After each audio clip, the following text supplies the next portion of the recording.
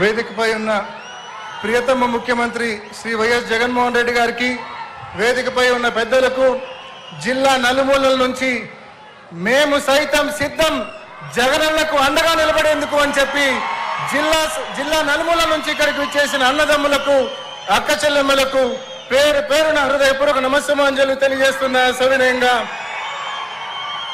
జగనన్న ప్రభుత్వం వచ్చిన ఈ 5 సంవత్సరాల్లో అనేక మార్పులు, అనేక ఆలోచనలు. నిజంగా ఆలోచించండి.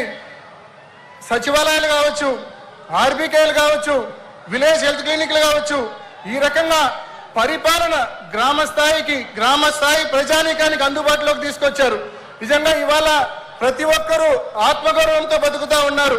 పెన్షన్ల కోసం, ఇళ్ల కోసం ఏ ఒక్కరి దగ్గరికి పోయి చేయి చాచాల్సిన పని లేదు. మన ఇంటి దగ్గరికే సగర్వంగా మన ఆత్మగౌరవం నిలబెట్టేలా ఇవాళ జగనన్న పరిపాలన కొనసాగుతా ఉంది. 2 సంవత్సరాలు కోవిడ్ మహమ్మారి వలన ఇబ్బందులు పడినప్పటికీ కూడా ఇచ్చిన ప్రతి వాగ్దానాన్ని, చేసిన ప్రతి హామీని కూడా జగనన్న అమలు చేసి చూపించారనే విషయాన్ని మీ అందరికీ మనవి చేస్తా ఉన్నా.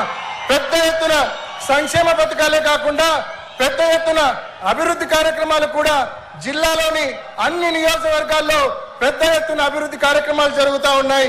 ముఖ్యంగా ప్రొద్దుటూరులో అయితే పేదలకు ఇళ్ల స్థలాలు ఇవ్వడానికి స్థలం అందుబాటులో లేకపోతే జగనన్న ప్రభుత్వం 200 కోట్ల రూపాయలు వెచ్చించి స్థలం కొనుగోలు చేసి 25,000 మంది పేదలకు ఇళ్ల పట్టాలు ఇవ్వడం జరిగింది.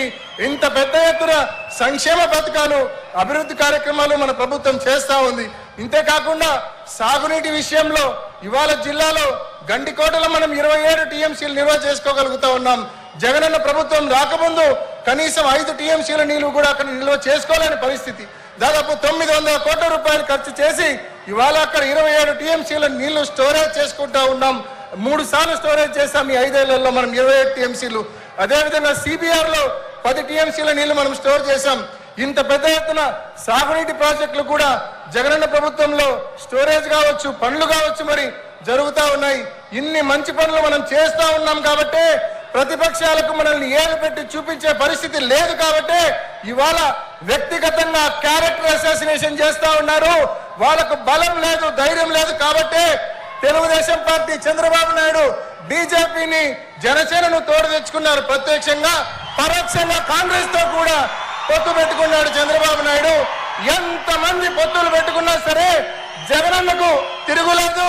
జగనన్నకు మీరందరూ జగనన్న తరపున స్టార్ క్యాంపెయినర్లుగా ఉన్నంత వరకు, జగనన్నకు ఆ దేవుడి దయ, మీ అందరి దీవెనలు ఉన్నంత వరకు చంద్రబాబు నాయుడు ప్రత్యక్షంగా పరోక్షంగా ఎంత మందితో పొత్తులు పెట్టుకున్నా ఏమి చేయలేదని మీ అందరికీ తెలియజేస్తూ, ఇంత పెద్ద ఎత్తున వచ్చి ఆశీర్వదించినందుకు మరి మీ అందరికీ పేరు పేరున ధన్యవాదాలు తెలియజేస్తూ, జగనన్న ప్రభుత్వానికి మీ ఆశీస్సులు ఇలాగే ఉండాలని మనస్ఫూర్తిగా మీ అందరికీ పేరు పేరున మనవి చేసుకుంటూ ముగిస్తున్నా. గంటల తరబడి